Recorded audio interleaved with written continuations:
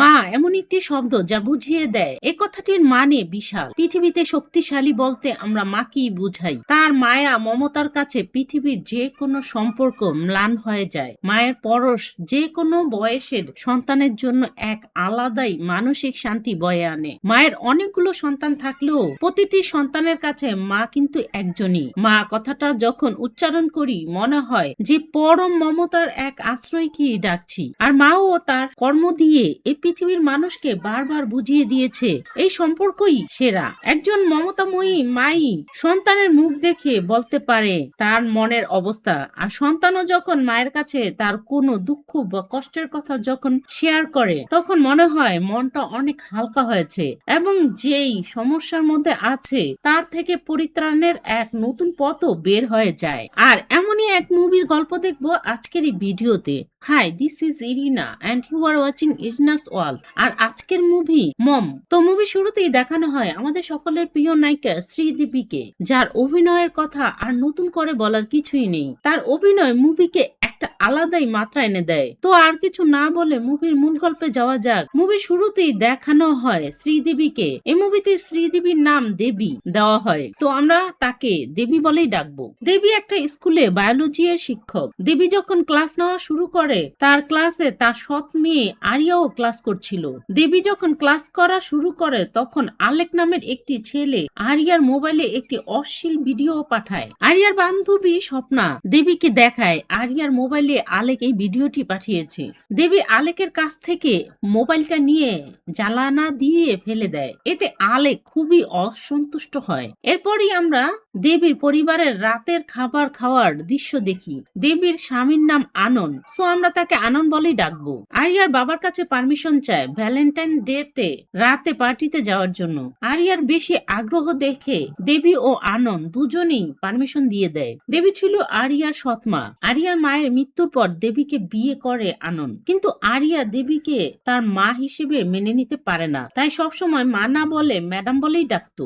দেবী সবসময় নিজের মেয়ের মতো করেই ভালোবাসতো আরিয়াকে। আরিয়ার বাবা পরের দিনই বিদেশে যাওয়ার জন্য রেডি হয়। বিদেশে তার ব্যবসার জন্য একটি কনফারেন্স যোগ দিতে হবে। যাওয়ার আগে আনন্দ আরিয়াকে আবার বোঝায় দেবীকে মা হিসেবে মেনে নিতে, কিন্তু আরিয়া কিছুতেই দেবীকে মা হিসেবে মেনে নিতে রাজি হয় না। দেবী আর আনন্দের আরেকটি মেয়ে ছিল, তার নাম পিয়া। আরিয়া পিয়াকে মেনে নেয়। পিয়া আর আরিয়ার মধ্যে খুব ভালো সম্পর্ক। দেবীও সবসময় চেষ্টা করতে থাকে আরিয়ার মা হতে। দেবী দুজন ট্রান্সজেন্ডার স্টুডেন্ট আসে মিষ্টি নিয়ে, একটা চাকরি পেয়েছে এর জন্য। দেবীর খুব প্রশংসা করে। আরিয়াকে দেখে বলে এটা আপনার বড় মেয়ে। তাদের সাথে সব সময় আরিয়ার প্রশংসা করত। আরিয়া এই ব্যাপারটা শুনে দেবীকে বলে তার ব্যাপারে যাতে কারোর সাথে কথা না বলে। দেখতে দেখতে ভ্যালেন্টাইন এর দিন চলে আসে। আরিয়াও রেডি হয়ে আরিয়ার বন্ধু বান্ধবের সাথে সেই পার্টিতে চলে যায়। সেখানে আলেকও ছিল। আরিয়া সবার সাথে যখন ডান্স করছিল তখন আলেক আসে আরিয়ার সাথে ডান্স করতে, কিন্তু আরিয়া আলেককে অপমান করে ফিরিয়ে দেয়। এই দৃশ্য দেখে আলেকের বড় ভাই চার্লস দেওয়ান জিজ্ঞেস করে সে কি চায়। তখন চার্লস আরিয়াকে অজ্ঞান করার একটি মেডিসিন ড্রিঙ্কের সাথে মিশিয়ে দিতে গেলে আরিয়ার বান্ধবী এসে সেটি নিয়ে পান করে ফেলে। এতে চার্লস দেওয়ান খুবই রাগান্বিত হয়ে যায়। এই দৃশ্য দেখে আলেকও তার বন্ধু মিলে চার্লসকে নিয়ে হাসাহাসি করা শুরু করে।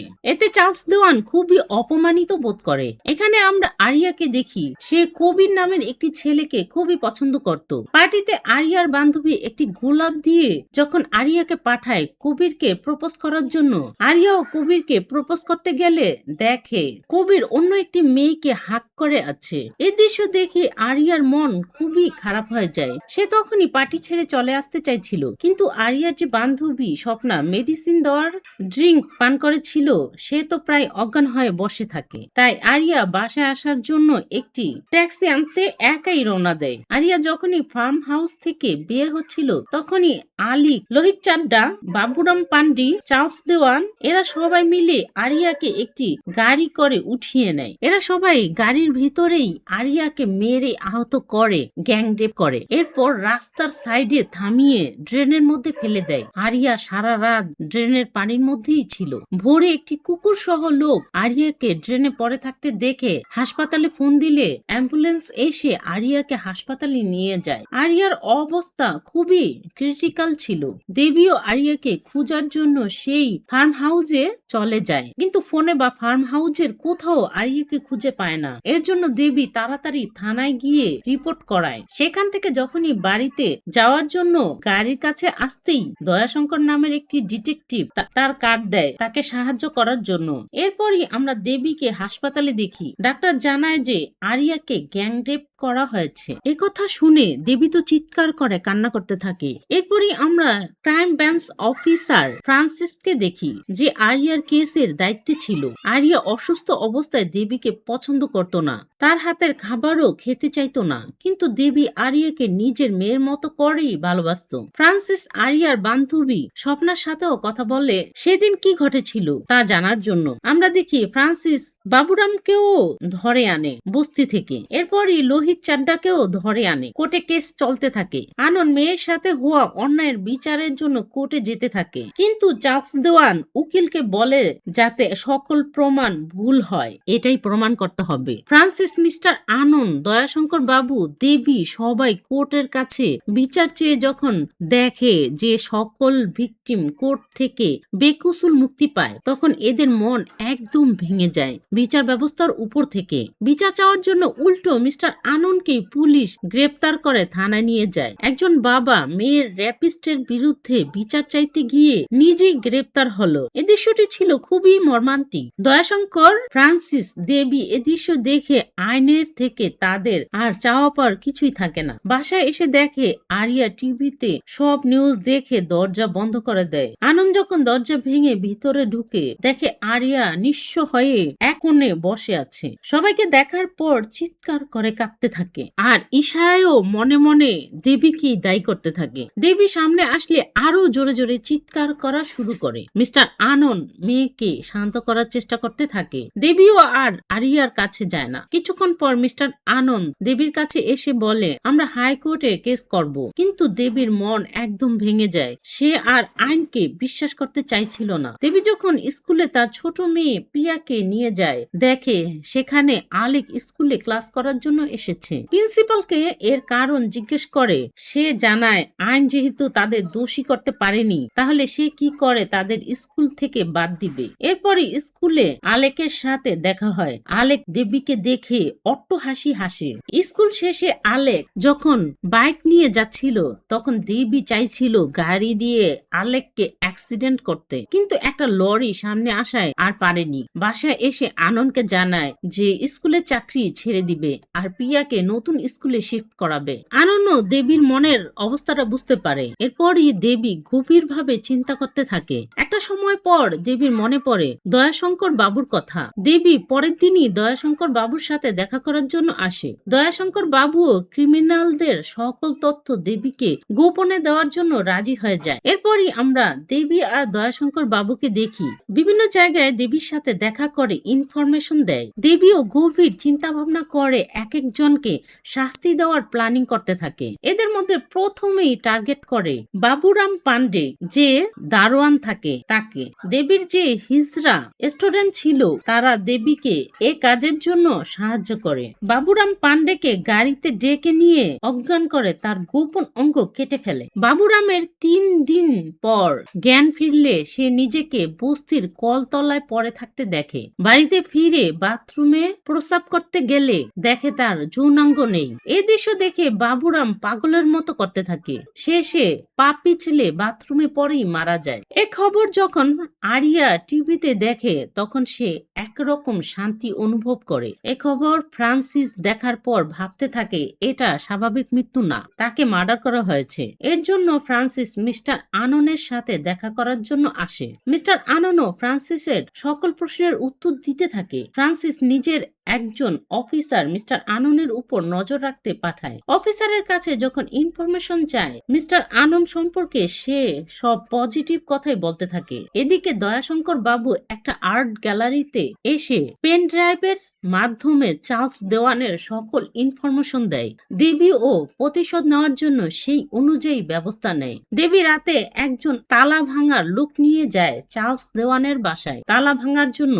সেখানে গিয়ে চার্লস যেই প্রোটিন শেক খায় তার সাথে অ্যাপেল সিড গুঁড়া মিশিয়ে দিয়ে আসে দেবী। আর চার্লস যখন সেই প্রোটিন শেক ব্লান্ট করে পান করে কিছুক্ষণের মধ্যেই হাত পা প্যারালাইসিস হয়ে মুখ দিয়ে ফেনা উঠতে শুরু করে। কাজের ছেলেটা এসে দেখে চার্লসের এই অবস্থা, তখনই ফোন করে আলেককে। আলেক যখনই বাসা থেকে রওনা হয় চার্লসের বাড়ির দিকে, ঠিক সেই সময় দেবী কাটা আপেলের টুকরাগুলো আলেকের বাড়ির ভিতরে ঢুকে ডাস্টবিনে ফেলে রাখে। আর বাড়ি থেকে বেরোবার আগে আলেকের ল্যাপটপে কিভাবে অ্যাপেল শিট দিয়ে সাইনাইড বানানো যায় তার কলাকৌশল সার্চ দিয়ে রাখে। আসার আগে ফায়ার অ্যালার্ম বাজিয়ে বাসা থেকে বের হয়ে আসে। ফ্রান্সিস যখন চার্লস দেওয়ানকে দেখতে হাসপাতালে আসে তখনই আলেকের ফোনে কেউ বলে যে তার বাসায় আগুন লেগেছে। এই খবর শোনা মাত্রই আলেকের সাথে সাথে ফ্রান্সিসও তার অ্যাসিস্ট্যান্ট ও আরো পুলিশ অফিসাররাও আসে। তারা আসার পর বুঝতে পারে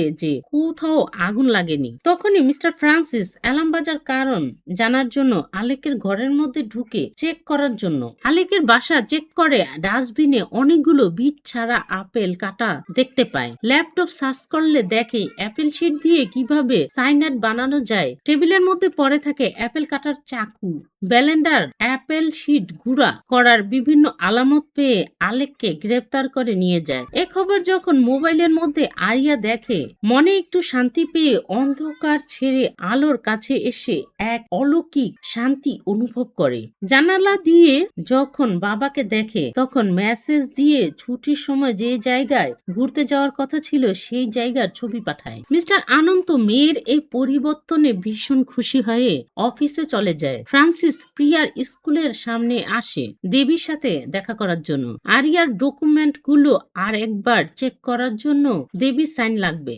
দেবী যখনই চশমা খুঁজতে ব্যাগে হাত দেয় তখনই আলেকের বাসা থেকে পাওয়া দেবী চশমাটা এগিয়ে দেয়। দেবী সেটা না নিয়ে ব্যাগ থেকে সেম আরেকটা চশমা বের করে সাইন দেওয়া শুরু করে। ইনডাইরেক্ট ভাবে দেবীকে সন্দেহ করে ওয়ার্নিং দিয়ে যায়। ফ্রান্সিসের কথা শুনে দেবীও বেশ চিন্তিত হয়ে পড়ে। বাসায় এসে যখন আননকে সবকিছু খুলে বলতে চায় আনন কিছু শুনতেই চায় না। সে তো আরিয়া ঘুরতে যাবে তার জন্য সবকিছু গোছাতে ব্যস্ত হয়ে পড়ে। মিস্টার আননের এই খুশি দেখে দেবী আর কিছুই বলতে পারে না। পরের দিনই যোগীন্দ্র সেনের তথ্য নেওয়ার জন্য একটি পুরাতন কীর্তিস্থানে গিয়ে দেখা করে। দয়াশঙ্কর বাবু যোগীন্দ্রর বিভিন্ন তথ্য দেয় দেবীকে। দেবী তথ্য নিয়ে যখন চলে আসছিল তখন আমরা দেখি ফ্রান্সিস নিচতলায় দাঁড়িয়ে তাদের কথা শুনছিল। তারা দুজনের কেউই এটা লক্ষ্য করেনি। দেবী যাওয়ার পর দয়াশঙ্কর বাবু যখন বেরিয়ে আসে তখন ফ্রান্সিস তাকে ধরে থানায় নিয়ে যায় জিজ্ঞাসাবাদ করার জন্য। ফ্রান্সিস যখনই দয়াশঙ্কর বাবুর সাথে খারাপ ব্যবহার করা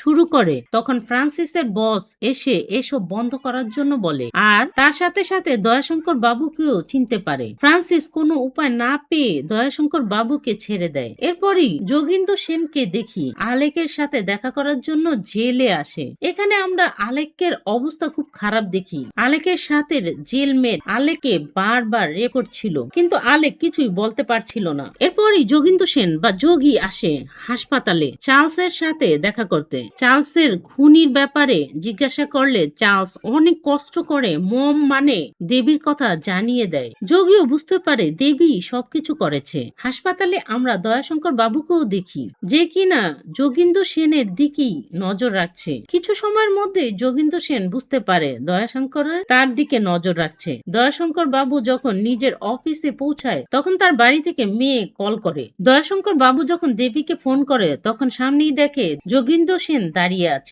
যোগী এসেই দয়াশঙ্করকে মারধর করতে শুরু করে। কিছুক্ষণের মধ্যেই দয়াশঙ্করকে গুলি করে হত্যা করে। এরপরই আমরা দেখি আরিয়া বাবা মা বোনের সাথে আরিয়ার পছন্দের জায়গায় ঘুরতে বেরিয়েছে। এখানে আমরা দেবী, আনন, আরিয়া ও পিউ দূর খুব সুন্দর সময় কাটাতে দেখি। কিন্তু যোগী খুঁজতে খুঁজতে আরিয়াদের হোটেলে চলে আসে। এখানে এসেই বিদ্যুতের মেন সুইচ বন্ধ করে দেয়। মিস্টার আনন্দ যখন চেক করার জন্য যায়, যোগী আননের উপর আক্রমণ করে বেহুশ করে ফেলে। এরপরই আরিয়ার ঘরের ভিতরে ঢুকে যায়। এ দৃশ্য বাহির থেকে যখন দেবী দেখতে পায়, তখন দেবী আর যোগীর মধ্যে মারামারি শুরু হয়। দেবীকে পলিথিন পেঁচিয়ে যখন মেরে ফেলে, তারপরই আরিয়ার পেছনে ছুটতে শুরু করে। যোগী ভেবেছিল দেবী মারা গেছে, কিন্তু কিছুক্ষণের মধ্যে দেবীর জ্ঞান ফিরে আসে। দেবী আরিয়াকে খোঁজার জন্য বাহিরে দৌড়াতে থাকে, কিন্তু যোগী আবারও দেবীর উপর আক্রমণ করে। ফ্রান্সিসও এসে পৌঁছে যায়, দেখে দেবীকে মারছে। ফ্রান্সিস গুলি করে যোগীর পেছন থেকে। দেবীও বন্দুক তাক করে দাঁড়িয়ে থাকে। পেছনে গাছের পাশে আরিয়া সব কথাই শুনতে পাচ্ছিল। যোগী আর ফ্রান্সিসের কথা শুনে আরিয়া বুঝতে পারে সবাইকে দেবী হত্যা করেছে। ফ্রান্সিস বুঝতে পারে যোগী ছাড়া পেলে আবারও এইসব জঘন্য কাজ করে বেড়াবে। আইন তার কিছুই করতে পারবে না। ফ্রান্সিস নিজের পিস্তল এগিয়ে দেয় যোগীকে মারার জন্য। দেবী যখন মারতে পারছিল না, তখন আরিয়া বেরিয়ে এসে দেবীকে মম বলে ডাকলে দেবী সাথে সাথে যোগীকে গুলি করা শুরু করে। যে আরিয়া দেবীকে সবসময় ম্যাম বলে ডাকতো, আজকে দেবীকে মা হিসেবে মেনে নেয়। মা মেয়ের মিল দেখিয়ে মুভির কাহিনী শেষ হয়।